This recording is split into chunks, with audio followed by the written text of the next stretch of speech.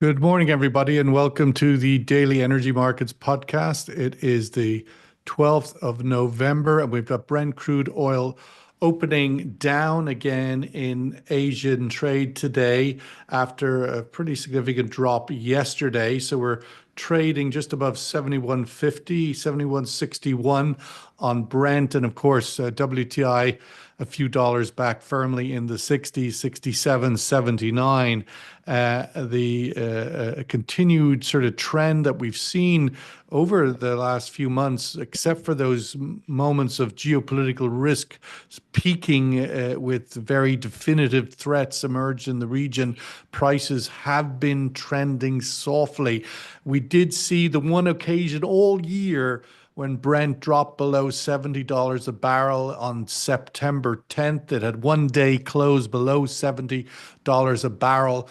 And that was when the industry was gathered in Singapore for APEC. I think everybody was echoing each other.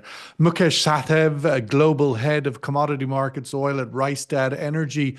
Mukesh, will we see that happen again before the year is out, that will break through that 70 floor? Uh, Hi, Sean. Yeah, that's a good question. Good to be back on the show. Uh, I guess that one of the key things to look forward going forward is this continuous stream of news around China's weakness persistence continues, and now there is this tariff which is getting talked.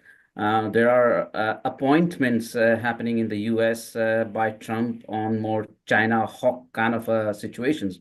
So will there be more weakening news coming from China? I think that would certainly play a part. But I do believe that OPEC Plus as a group is in good control of the markets in how they're managing the crude exports and plus how they're managing their product exports to the market. So probably I would say that OPEC Plus has two pedals to manage the market, the crude side as well as the indirect product side. So I would tend to think that they will manage it and not let it go below that 70s floor for it. It may tip for some time, but not stay there. Kate Durian, a Meese contributing editor and non-resident fellow at the Arab Gulf States Institute in Washington. Kate, your thoughts? I mean, leaving just following on from the Mukesh commentary regarding OPEC, is that the next sort of North Star for this market? What will OPEC do? OPEC Plus, it should be stated, which of course meet in a few weeks' time. I actually don't think they're in a very good place because they're having to follow the market. They're having to follow the fundamentals. They're not, that doesn't mean you're in control, really, if you have to keep delaying bringing more oil onto the market. We're not talking a huge amount. We're talking 180,000 barrels starting in January, gradually building up to bring back that 2.2 million barrel per day voluntary cut. And let's not forget that you also have a change in the UAE's baseline. So that's going to be, it's the baseline is going up. Which is separate to the cuts, right? Which is separate to the cuts. So regardless of what happens to the markets, you are going to get an increase from if you take out the voluntary cuts, you're still talking about 300,000 barrels a day, regardless of whether the market is moving. So I wouldn't be surprised if I saw a six in the number, in the Brent number very soon. Trump's election has been, analysts say it's bearish, but, let's keep in mind, drill, baby, drill is all very well. But by the time you get that oil, even if you open up acreage, wherever, it's going to take time to get on the market, by which time he'll be gone. And by which time, if the IEA is correct, you're going to start seeing a peak in oil demand. So there isn't. So the time is really running out for them to capture that market share. It just depends on at what price are you willing to make that sacrifice? The when we were, Kate, at these levels last time, I mean, the threat to break through 70, I mean, that was when OPEC did act in early September to postpone the increase. These are the numbers, and this would be the window. Can they wait till December to signal, till their meeting in Vienna in December to signal what their intentions are? Will they need to move before then? I don't think so. I think that would show panic. I think a lot depends on whether there is compliance, because you're not going to be able to afford not have full compliance by your members, including by Iraq, Russia, Azerbaijan, or Kazakhstan. I'm not sure, one of the stands, and then have the increase from the UAE coming online. So I think, they'd like to keep us guessing. So I don't think that we're going to hear anything or have any indication of what their plans are. Of course, a lot depends. Is it going to be a cold winter? Is Chinese demand as weak? Is that China's stimulus going to have an impact on Chinese demand? But, let's not forget, we're already trading, January. So it's, and soon February. So I think it's going to be really, really difficult for them to manage a market that's really sort of slipped away from them. Let's go to Japan with Yuri Humber, founder and president of Japan NRG platform at the Yuri Group. Yuri, certainly Japan doesn't often make it into the global headlines, but ultimately has been recently for very un-Japanese sorts of things like unpredictable political parties' performance and changing prime ministers. The Japanese are being a bit radical. What's going on? Well, yeah, thank you very much, Sean, and thank you for having me back on the show. I mean, as you say, Japan has been in the global headlines, though obviously we're well below the US political headlines, so maybe not quite the same amount of exposure. However, we have had a little bit of a revolution of sorts in Japan, in the sense that the ruling party, which has been pretty much in power for the majority of the time since the 1950s, it's a monopoly. I mean, let's call it what it is. I mean, it's still been in power. It's won every election. I mean, I don't know what you call it. This is the monopoly party of Japan, and moves between wings within the party, right? That is, I think that's largely fair. It has lost power in 2009 last time, but most of the time it has been in power. I think what's happened this time, though, is there has been a sort of a series of issues. You could talk about the politics, you talk about the social issues, but I think, I think down to it, for most people, it's the economy, right? It's the fact that the global energy-led inflation has filtered into the household spending, and it has risen to sort of dissatisfaction with what's happening in a general level, and maybe that's sort of fed into some of the political issues and voter dissatisfaction elsewhere. But the result is that the previous Prime Minister, Kishida, who was in power for about 3 years and was largely unpopular, but actually did a fairly good job on an international basis, it certainly, really put Japan forward very strongly within the G7 and with the US and the South Korea relationship. That's now changed, because you not only have a change of leader to a prime minister who was, let's say, a bit of an outsider to become the party leader, but not only that, but that the new Prime Minister Ishiba has called for a snap election that he initially promised he wouldn't do, flip-flopped on a number of energy issues and other policies, including whether he wants to restart nuclear reactors or not. And I think the voters basically showed their dissatisfaction with all those things altogether. And he is now, he has retained his prime ministership, so it extends beyond a month. He won the vote of no confidence yesterday. So there was the election within the parliament, and he won that one, absolutely. But now he's the head of the minority government, which is being very, very rare in Japan. And on top of that, he's now essentially beholden to the whims of the several minority parties and what they want to be able to continue to lead. And what he's had to do is also hand over control to the main opposition party of the very influential budgetary committee at the parliament, which means that when you come to the discussing government spending next year, they're going to have a lot of influence. And that means the dynamics of Japanese government, which has been able to, essentially the leading party, as you say, the monopoly, has been able to decide which way Japan's policy in energy and other ways is able to move. Now it's going to have to get approvals in a lot of the policies that it wants to do. And that means catering to completely different interests. Certain things they'll get alignment on, but certain things won't. So we're going a much more short-term outlook, a lot more care in policy, and certainly we won't see a massive surge in government spending, I expect.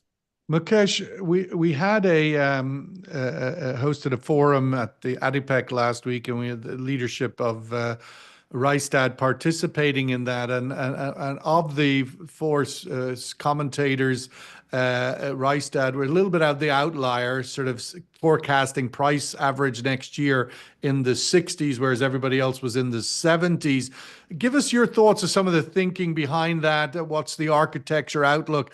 As Kate says, we're already trading into the new year. Thanks, Sean. I would say that maybe I come back to the OPEC point, because that's a very Please. important point, which has been continuously missed by a lot of analysts. Is, let's look at this way. OPEC countries can be divided into two buckets. Some countries are doing under compliance, so more crude flows to the market, which keeps a price pressure. The other countries, UAE, Kuwait, and Saudis, they are doing compliance on the crude side. But if you look on the product side, OPEC as a group has probably exported 1 million barrels more products pre-pandemic to the market. Now, when you give products to the market, you're giving crude back to the market. That is what keeps the prices in check in some ways. Now, since August, the Middle East as a region has cut down almost 0.7 million barrels of product exports. So when you remove the product exports from the market, you are creating a higher crude hunger in the market. That's why we believe that the oil prices, as I was mentioning, will probably not break out the 70s kind of a floor. If it do, that would be short-lived. So I'm not sure, Sean, which part you are referring to, the 60s. Our price view has been consistently that the prices will hang in the 75s and the 80s sort of range. And OPEC is in extremely good control because they control the right quality of the barrel. The world needs the medium sour barrels. The world is flooded with the light sweet barrels from US and other places. So controlling the right quality, controlling the upstream side flows, and also having a strong downstream product exports sort of a footprint, this is an unprecedented situation where I believe OPEC has been able to keep the market so stable. So I will maintain our view from that perspective that 70s plus is probably where oil prices can touch, but then they will bounce back. Kate, there is a growing narrative, I know we've seen it, I suppose, play out in the markets this last week, that the return of Donald Trump to the presidency is bearish for oil prices. All other markets, I mean, most notably Bitcoin, but all the equity markets, the risk assets are having champagne every day. Your thoughts on why oil? Do you subscribe to the view that on the surface of it, on the headline of it, that Trump is bearish for Brent crude oil price outlook into 25? I mean, the thing is, if you look at the way things, I mean, one point I wanted to make about, there's two things that we should be looking at. Mm-hmm. Geopolitics and the non-OPEC plus supply coming out. So you're going to have, 1.4, 1.5 million barrels per day additional growth from non-OPEC plus countries. You've got Qatar at the moment, which is outside of OPEC plus, producing at a record. You've got Libya, which is outside the OPEC plus quota system, producing at a near record, the highest since in 11 years. So I think that is that also narrows the margin for OPEC plus to maneuver. And then you have the geopolitical aspects of it. So it depends. If Trump comes in and imposes stricter sanctions on Iran, you're probably going to see less oil coming out of Iran, but they've always found a way around it.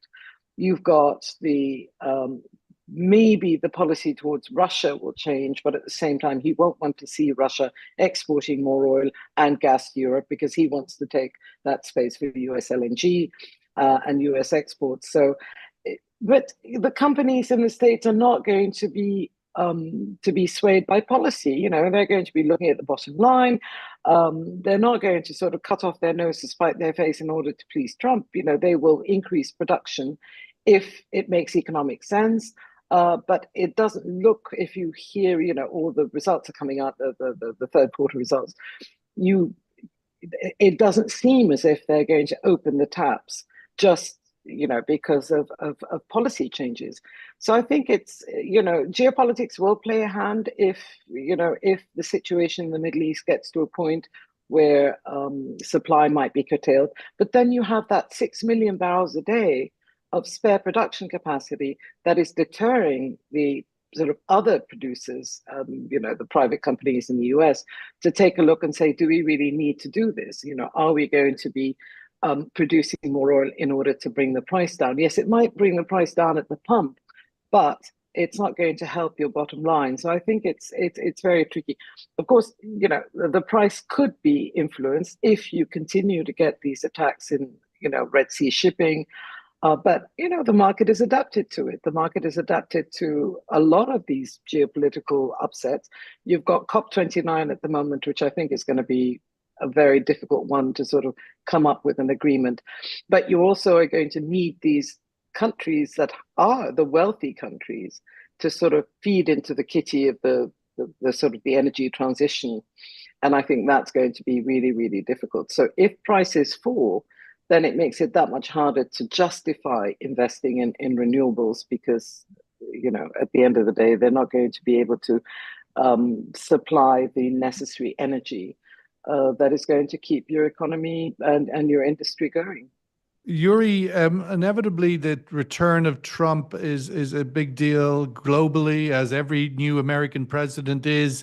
What's the sort of headline reaction impact for Japan? Of course, a lot of caution, because historically, as president, Mr. Trump hasn't been as favorable towards traditional allies of the US, and has been very commercial in the way that he negotiates these relationships. I think that from Japan's point of view, one date in mind now is 2026, because that's when the next renegotiation of the US basis agreement is. That means, most likely President Trump will ask for higher fees and so forth. But I think that even though, at least, just to stray aside, I'd say that even though the message around the Trump presidency is that, it's going to be back to drill, baby, drill and so forth, I actually think, following on the previous speakers, I actually think that it might end up pushing in a slightly different direction, and maybe being in the sense that although it probably won't be an extremely pro-renewables presidency, but I think that with the shrinking market share for oil and even LNG globally and within Japan specifically, I think there's going to be actually a strong push within US and US producers to kind of get more into things like synthetic fuels, e-methane, e-LNG and so forth. And the export possibilities with Japan are certainly aligned.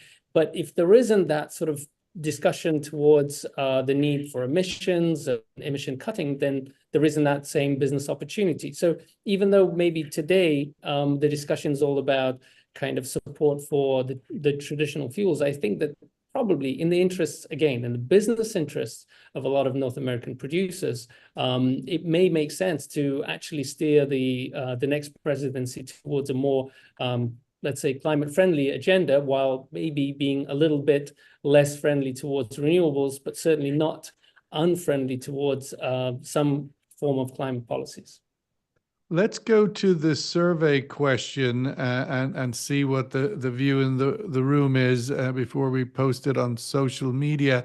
And that is inevitably where will Brent crude oil go next first?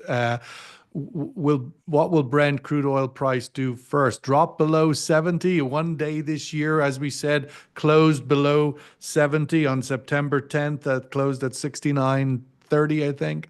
Or will we see a rise to 80 before we see it closing below 70 again? We have had more of the number two than we've had a number one this year. And what do you think is likelier to happen first, rise to 80 or drop below 70? The outlook, Mukesh, your thoughts on, we've seen geopolitical risks, be a very active piece in the calendar year of 2024. Very noisy in the headlines every day. You're in Oslo today in Norway, which of course has been a critical supplier of energy to Europe on the back of the breakdown of relationships with Russia. What are your thoughts for the outlook for geopolitics returning? Will the Ukrainians surrender to Trump's desires and everything will be smooth? Or could Europe still have a more explosive 2024? I mean, where do you think geopolitics will play as we go forward into the Trump era, Trump 2.0? Good question, Sean, and I think a tough one. But what I would say is that one thing is guaranteed. I think Trump is known to not stay linear on what he says and policies, right? There is always a non-linear. Continue to add more geopolitics, talk one way and possibly act on the other side in order to get the deal. So I would say geopolitics will return, anticipation in the market will build up towards one thing, and then the thing doesn't happen. So I would say that that's one. So guaranteed geopolitics will probably increase. There is already a talk around big sanctions on Iran, for example. Now, if you put a big sanction on Iran, what you're going to do, you're only going to make oil price, let's say, jump, which Trump may not like, because domestically, Trump has promised that probably they will make lives better. Inflation will be under control. So I guess it's not 2018 where the sanctions have worked. The world has figured out against sanctions. Russia has figured out to work against sanctions.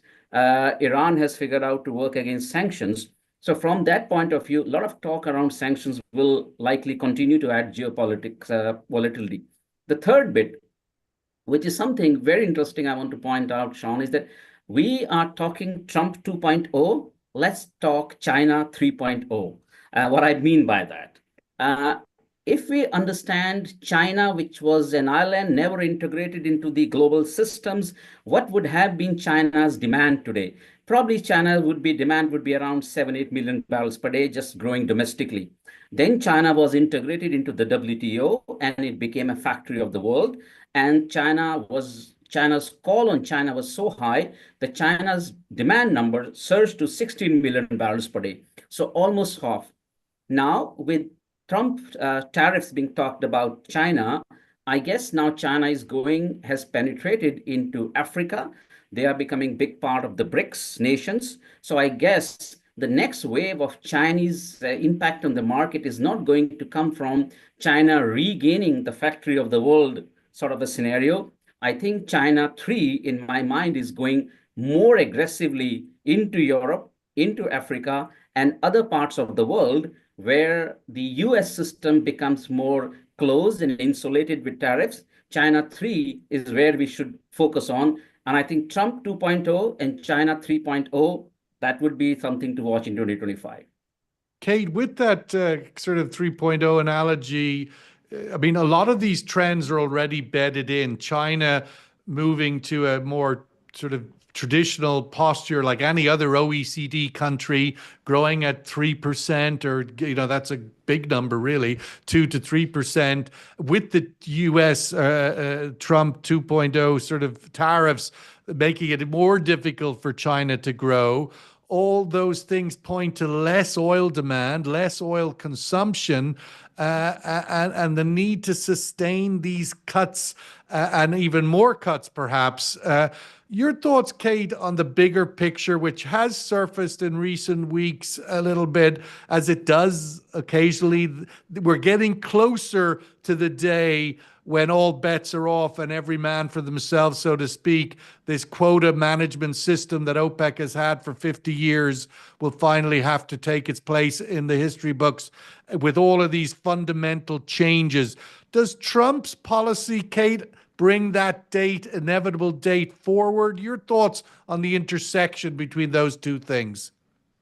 I mean, campaign, what people say in their campaigns and what they say when they're in office are two different things. But if you look at Trump's nominees so far for key posts, I mean, Marco Rubio for foreign secretary, this woman who killed her dog for Homeland Security. I mean, these are hardliners. You know, you've got the hardline, whoever he's appointed.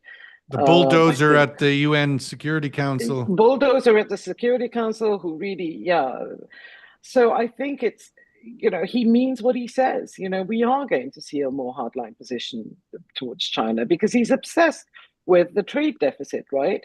So he's going to, I think, yes, China, if you look at China and the Gulf states, yes, there's much more investments. The GCC states, the investment into the GCC states is huge by China. So they have to balance their relationship with Trump because they do have a good relationship with Trump. They may not be able to, they probably don't like his energy policies because it sort of goes against their own interests.